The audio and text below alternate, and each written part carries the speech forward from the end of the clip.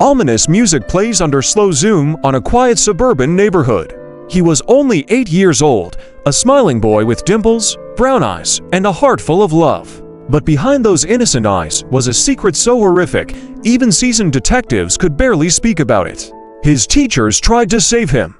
His grandparents begged for help. And the system all failed.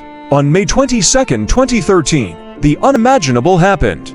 Gabriel Fernandez was rushed to the hospital, barely breathing, body bruised, skull fractured, burned with cigarettes. The nurse on duty cried. The trauma surgeon said it was the worst case of child abuse he'd ever seen in his entire career. And the entire nation asked, how could this happen? And why did no one stop it? Beat. Cut to black.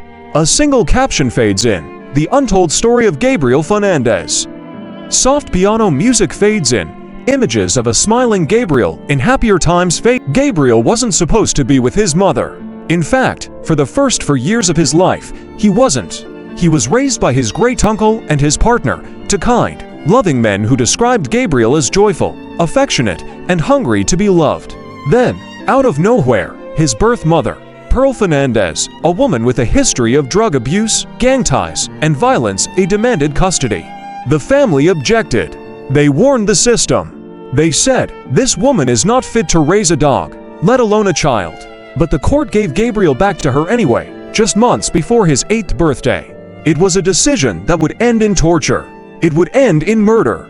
And the most chilling part? It could have been prevented. A slow zoom on a court document with the words custody granted stamped in red. Dark ambient music fades in. A slow-motion shot of a locked apartment door lingers. Once Gabriel was taken into his mother's custody, the nightmare began. Gabriel Fernandez didn't act like a mother. She acted like a monster. And her boyfriend, Isoro Aguirre, a towering man nearly twice Gabriel's size, joined her in the abuse. Every single day, Gabriel was tortured. He was beaten with a belt buckle, forced to eat cat litter, shot in the face with a BB gun, locked in a small cabinet for hours. Sometimes days, with his ankles and hands bound. He was starved, burned, forced to sleep tied up, and gagged. His teeth were knocked out. His head was shaved. He was told, "You're gay. You deserve this." A chilling silence follows, broken only by the ticking of a clock. This wasn't punishment. It was a slow, deliberate attempt to erase a child. And while Gabriel was being tortured, he was also writing love notes to his mother. "I love you, Mom. I'll be good. I'll be the best kid ever." His handwriting appears on screen, broken, fragile, still hopeful. Imagine a child being beaten for hours and still believing he can earn love. That's what makes this case unforgettable. That's what makes it unbearable. A slow zoom into a government building. Ominous music builds. Gabriel was crying for help long before the world knew his name. And the most chilling part? He wasn't silent. He told people what was happening. Over and over. His teacher, Jennifer Garcia, noticed something was wrong the moment he walked into her classroom. He was quiet, withdrawn, with strange bruises on his face. When she asked him what happened, he whispered, "My mom hit me." Days later, he came in with busted lips, then burn marks, then chunks of hair missing. One day, he asked her, "Is it normal for moms to hit their kids?" She reported everything, again and again. But nothing happened. Social workers came to the house. They saw Gabriel, heard his story, and walked away. Deputies came to investigate.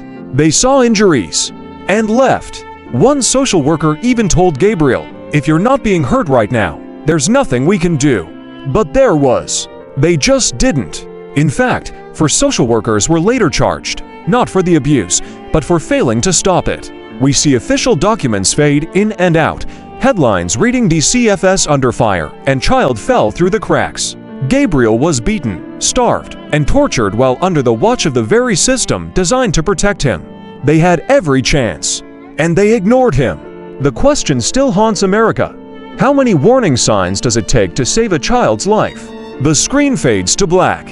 A single sound fades in, a 911 call. Muffled, distant, cold. On May 22, 2013, Gabriel couldn't take it anymore.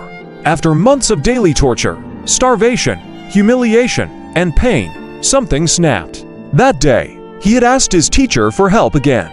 He came to school with bruises on his face, cuts on his lips, and BB gun welts on his chest. But it was too late. At 6:55 p.m., a 911 call came from the home.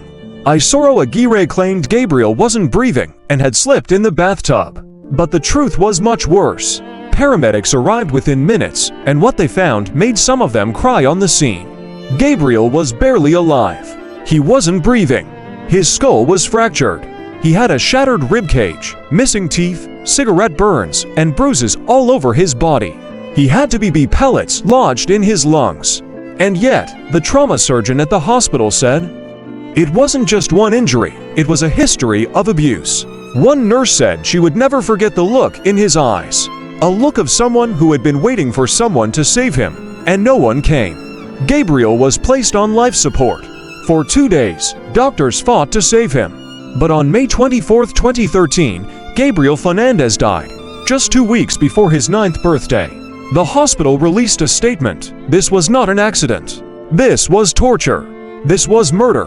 Courtroom sketch fades in. Dark ambient music builds slowly. When Gabriel died, the world demanded justice. But what followed shocked the country all over again. The spotlight first landed on Isoro Aguirre, the boyfriend who did most of the physical abuse. Prosecutors didn't hold back. They laid out the evidence in horrifying detail. Cigarette burns on Gabriel's skin, BB gun pellets lodged in his body. Fractured ribs, knocked out teeth, chemical burns. Notes Gabriel had written, begging his mother to love him. One piece of evidence made the courtroom go silent. A drawing Gabriel had made days before his death. It showed a child locked in a cage. That drawing was his life. Isoro's defense claimed he was slow, that he didn't mean to kill Gabriel. But no one bought it. His own taped confession was played in court. I hit him. I kicked him. I got angry. I lost control. What made it worse, he cried, but only for himself, not for Gabriel. The jury deliberated for less than 7 hours. Then came the verdict, guilty. First-degree murder, with special circumstances of torture. And the sentence, death. But what about Pearl Fernandez, Gabriel's own mother? The one who let it happen, the one who watched it happen. Who denied him food, who laughed when he cried. Who told him he deserved to suffer. Pearl was also arrested and charged with murder. But instead of facing trial, she took a plea deal. Life in prison, without parole. 2 killers, 1 child, and an entire country left asking, how many people knew and said nothing? B-roll, slow pan across stacks of child welfare files, dusty government offices, and news headlines flashing to CFS under fire. The trials of Isoro Aguirre and Pearl Fernandez brought justice to Gabriel's killers. But what about everyone else? The social workers? The deputies? The people who were told, again and again, and did nothing. For Los Angeles County social workers were criminally charged with child abuse and falsifying records. Their job was to protect children like Gabriel. But they failed completely. One of them closed Gabriel's case just 2 months before his death. Even though his teacher had reported fresh injuries that week. Another line on reports claiming Gabriel had no visible injuries. The defense argued they were overworked, under-resourced, and simply made mistakes. But prosecutors called it gross negligence and a betrayal of public trust. Deputies from the local sheriff's department were also under fire. They visited the home multiple times in the months before Gabriel died. They saw bruises, heard the cries, took notes, but never removed him from the house. One deputy even warned Pearl, instead of protecting the child. No one was fired. No one lost their badge. No one went to jail. Gabriel's story exposed something deeper, something terrifying. The system isn't broken. It's working exactly as it was built. Overburdened, underfunded, and desensitized to suffering. Gabriel's case wasn't the first, and it won't be the last. Soft piano fades in. Black screen fades into a photo of Gabriel smiling. Slow zoom. ChatGPT said, "Here is the final chapter. Part 8, his voice lives on of your Gabriel Fernandez viral documentary. Part 80, his voice lives on. Soft piano fades in. Black screen fades into a photo of Gabriel smiling. Slow zoom. Voiceover. Gabriel Fernandez was only 8 years old. He didn't die in a war zone or during a tragic accident. He died in a home in the United States under the care of his mother and her boyfriend while the very system designed to protect him looked away. But Gabriel didn't die in silence. His story broke the silence. In the years since his death, thousands of people, teachers, social workers, lawmakers, parents, have spoken his name. His teacher, Jennifer Garcia, now trains educators nationwide on how to recognize signs of abuse. A Netflix documentary brought his story to millions. His photo is held up at protests demanding reform.